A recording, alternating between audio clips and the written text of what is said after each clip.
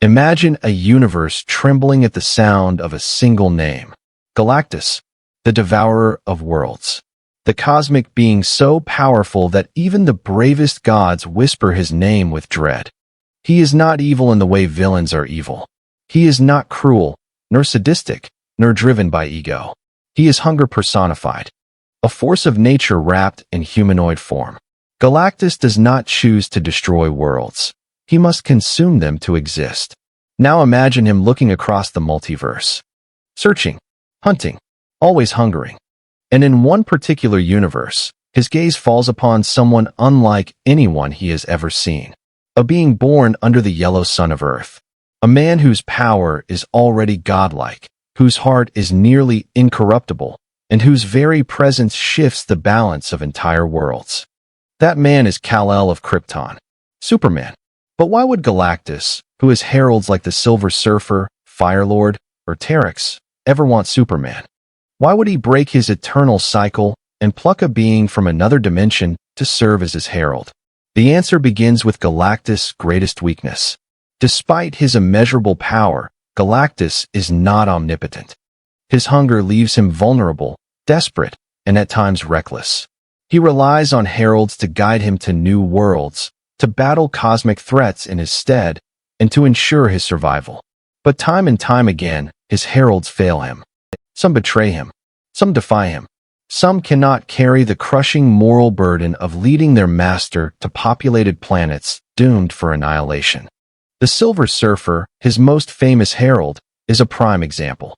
Norrin Radd began loyal, but the compassion in his heart turned him into a rebel. He could not reconcile serving Galactus with his own morality. This led to rebellion, struggle, and eventually, the weakening of Galactus' empire of consumption. Galactus, for all his grandeur, faces a paradox. He needs heralds powerful enough to endure cosmic battles, but also strong-willed enough to resist corruption, yet not so compassionate that they betray him. A nearly impossible balance. And then, there is Superman. Unlike any other being Galactus has encountered, Superman embodies that paradox. He is almost impossible to corrupt. His moral compass, forged by the teachings of Jonathan and Martha Kent, is unshakable. His compassion is his strength, not his weakness. And most importantly, his power rivals that of gods. Superman is the ultimate candidate, the perfect herald. Now, let's pause and picture the moment Galactus first becomes aware of him. In the endless void of the multiverse, Galactus senses disturbances, ripples of energy that echo across dimensions. Cosmic entities like the Living Tribunal and Eternity guard these boundaries, but sometimes, faint whispers escape. Whispers of worlds, of champions, of anomalies. Somewhere in this chaos, Galactus hears the legend of the Kryptonian. He learns of a man who can move faster than light, who has wrestled gods like Darkseid, who has died and risen, who has resisted mind control, magic, and even universal collapse. More importantly, he learns of Superman's code, a refusal to kill unless absolutely necessary, a belief in hope when all else fails. For Galactus, this is no weakness. It is a potential weapon. Because if Galactus could bend Superman, not break him, not corrupt him, but reshape him, then he would have a herald like no other. A being who would never betray him, because betrayal would go against his very core. Superman would not betray. He would reason. He would argue. But ultimately, if Galactus framed his hunger not as cruelty, but as inevitability, Superman might endure the role longer than any other herald. This is where the true horror lies. Galactus is not stupid. He would not confront Superman with brute force. Instead, he would seduce him with logic. Imagine Galactus' voice echoing through Superman's mind. Kal-El of Krypton. You have dedicated your life to saving worlds. But your strength is limited. Your time is finite. You are but one man, struggling against endless suffering. I am necessity. I am balance. Serve me, and you will bring order to the chaos. Not destruction, salvation. For a moment, Superman might resist. He would recall his parents, his promise to Earth, his vow to protect the innocent. But Galactus would not stop there. He would offer Superman perspective. Galactus does not devour every planet. He consumes only those rich in energy necessary for his survival. And in his own twisted way, Galactus often chooses planets whose civilizations are destructive, warlike, or doomed. To Galactus, he is not a murderer. He is a cosmic gardener, pruning the tree of existence. Imagine Superman, forced to see this scale. Billions of galaxies. Countless civilizations. Some peaceful, some evil. All existing in a delicate balance. Could Superman resist the logic that maybe, just maybe, Galactus' hunger is part of that balance? That in serving Galactus, he could guide his master away from innocent worlds, steering him toward uninhabited planets, barren husks, or tyrannical empires. And so, the stage is set. Galactus does not approach Superman with chains, but with a bargain. Serve me as my herald. Help me maintain the balance of creation. And in return, I grant you power beyond comprehension, the power cosmic. For Superman, this is the greatest temptation. Not because he craves power, but because he craves responsibility. Imagine the lives he could save with Galactus' strength. Imagine the worlds he could defend not just as Superman, but as a herald of Galactus. Yet beneath this noble reasoning, a terrible truth lingers. Every herald is stained. No matter their intentions, no matter their compromises, they lead Galactus to destruction. If Superman accepts, he will carry the blood of billions on his hands.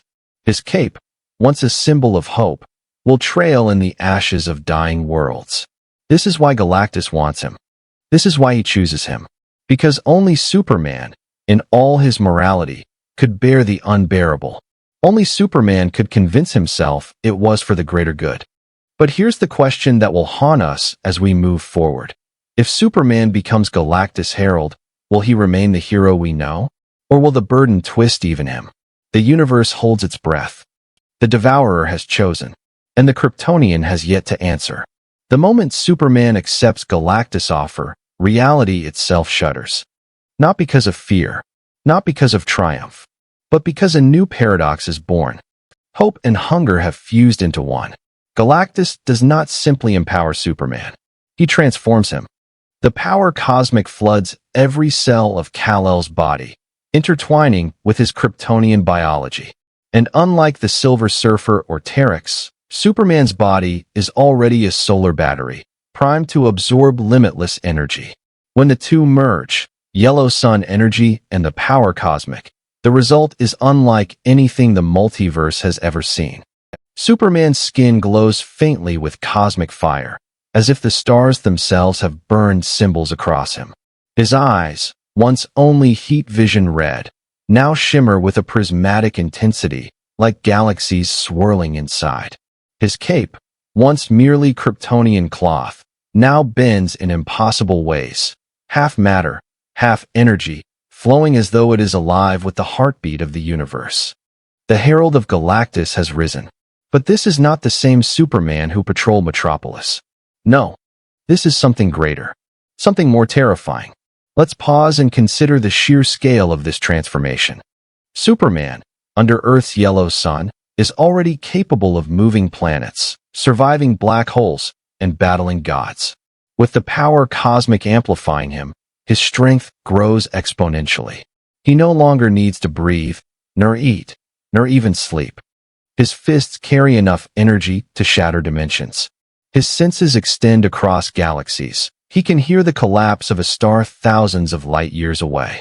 If Galactus demanded, Superman could fly into the heart of a sun, rip it apart, and drag its essence across the cosmos like a torchbearer for destruction. And yet, within him, the same voice persists. The same conscience. The same vow to protect life whenever possible. This is where the tension boils. As Herald, Superman's first mission is assigned. Galactus hungers. The Devourer directs him toward a world bursting with cosmic energy, rich enough to sustain him for decades. But there is a catch. That world is not barren. It is alive, populated. Its skies are filled with cities, its ground with families, its oceans with thriving civilizations. Billions of innocent beings call it home. The test begins. Galactus' previous heralds often faltered here. Some obeyed. Others rebelled. But Superman, he refuses the binary choice. He seeks the third path. Rather than lead Galactus straight to slaughter, Superman soars into the alien world. He confronts its rulers. He warns its people. He evacuates millions with his speed, guiding ships into space, shielding them from cosmic radiation with his very body. Entire species, who moments ago never knew his name, now see him as both angel and harbinger. And when Galactus arrives, towering like a god of oblivion, he finds something different. Instead of a world prepared for death, he finds a world half-emptied, its people scattered to the stars, its rulers trembling but alive. Superman, glowing with cosmic energy, confronts his master. "You will not take them all," he declares, his voice carrying across the planet like thunder. "Feed on the oceans, the mountains, the mantle itself if you must. But leave the people. Here lies the dangerous game. Galactus does not require the death of life to feed. He requires energy. But life often sits atop energy-rich planets, making it convenient, not necessary. And so, faced with his new herald's defiance, Galactus contemplates. For the first time in eons, the Devourer hesitates, not because of compassion, but because his herald is unlike any other.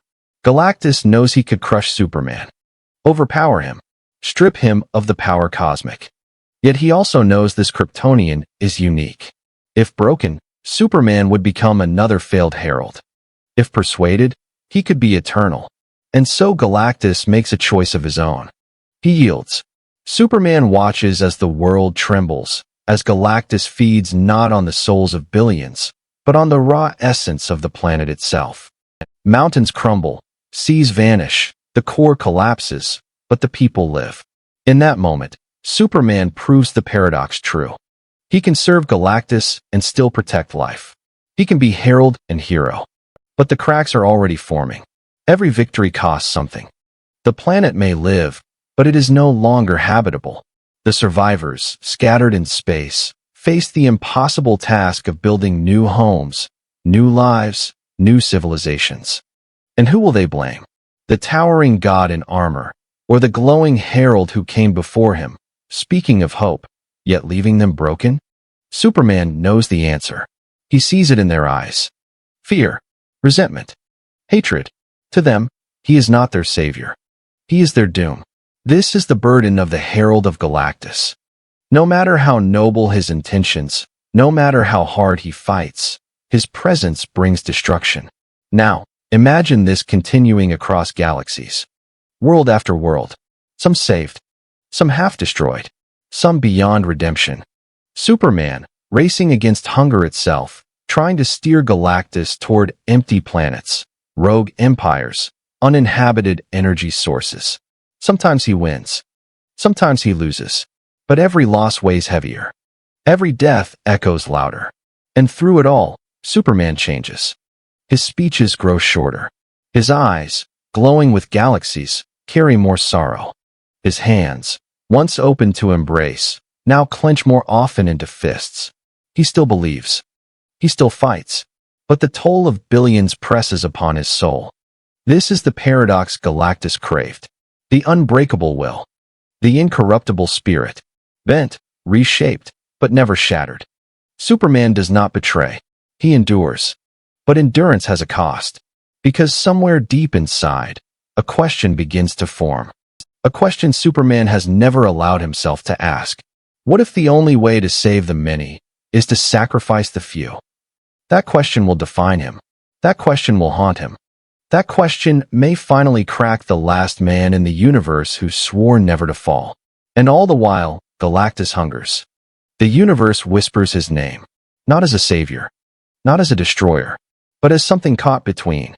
The Herald of Galactus, the Kryptonian, the betrayer, the redeemer. Superman has now served Galactus for years, years stretched into decades by the timeless void of cosmic service.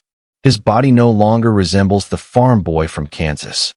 His Kryptonian form has been remade by the power cosmic. His skin radiates with starlight. His cape is no longer a symbol of Earth, but a banner of the cosmos itself, woven from energies mortals cannot even comprehend. Yet, for all the changes, his heart remains the same. Beaten, burdened, scarred, but not broken. But how long can any heart endure when it carries the weight of entire civilizations lost? Every world Galactus consumes is another wound. Superman tries to protect as many lives as possible. He defends, he evacuates, he bargains. Sometimes he succeeds. Sometimes he fails. And each time, he hears the same words echoing across the galaxies. Herald, monster, angel, devil. The multiverse begins to fracture around the legend of Superman. To some, he is the only reason any life survives the coming of Galactus. To others, he is worse than the Devourer himself, a false beacon who brings hope only to shatter it. And then comes the moment that defines everything. A planet unlike any other. A world vibrant with life, rich with energy, and burning with the kind of cosmic power that Galactus cannot resist. But this world is not evil, not corrupt, not a doomed civilization waiting to collapse. It is a paradise. Its people are peaceful, united, thriving. Superman sees it instantly, and his heart shatters. For the first time, there is no third path. No compromise. If Galactus consumes this world, billions of innocent lives vanish forever. If Superman defies him, he risks war with the very being who empowered him. The being who gave him the power cosmic. The god who could strip him of it, or worse, replace him with another Herald, one who lacks Superman's compassion entirely. And so, Kal-El faces the most impossible choice of his life. Does he serve balance? Or does he serve hope? The confrontation is inevitable. Galactus, towering over the paradise world, commands, Herald, prepare this world. My hunger cannot be denied. Superman, glowing with cosmic fury, rises into the void between master and planet. His voice is steady, unshaken, though galaxies tremble around him. No, not this one. You'll have to go through me. The silence that follows is deafening. For eons, Galactus has faced rebels. But never one like this. Never one who held within him both the light of Krypton and the fire of the power cosmic. And so, the battle begins. Imagine the scale. Galactus is not a villain to be punched into defeat. He is a universal constant. A storm given form. Superman knows this. But still he fights. He hurls himself into Galactus' hand, splitting it with cosmic force. His heat vision, amplified by the power cosmic, cuts across the Devourer's armor like molten suns. His fists pound with the fury of collapsing stars. But Galactus endures. He is not surprised. He is not afraid. He is hunger, and hunger is eternal. The clash rages across the void. Planets quake. Stars flicker. Entire systems collapse from the energy unleashed. To mortals watching, it is not a fight. It is creation and destruction colliding in real time. And in that battle, Superman realizes the truth. He cannot defeat Galactus. Not in the traditional sense. The Devourer is too vast, too fundamental to the fabric of existence. But he can resist. He can stall. He can stand as a wall between Galactus and the innocent. And so he does. For days that feel like centuries, Superman wages war. Every strike, every blast, every ounce of his will poured into protecting the paradise world. His body fractures under the strain. His cosmic energy begins to dim. But his heart refuses to fall. Finally, Galactus speaks. His voice is less thunder, more curiosity. Why, Kryptonian? Why do you resist? You know hunger cannot be denied. You know I will feed. And Superman, battered, bleeding light, whispers through clenched teeth. Because as long as one life can be saved, I fight. It is not victory, but it is defiance. And for the first time in his endless existence, Galactus pauses. Not because he is beaten, but because something in Superman's unyielding will forces him to reconsider. Perhaps Galactus could take the planet. Perhaps he could strip Superman of the power cosmic and be done with him. But deep within his cosmic awareness, the Devourer understands something few ever see. The universe itself bends around beings like Kal-El. To destroy him completely is to disrupt something larger. Something even Galactus does not fully comprehend. And so Galactus withdraws. Not in surrender, not in mercy, but in calculation.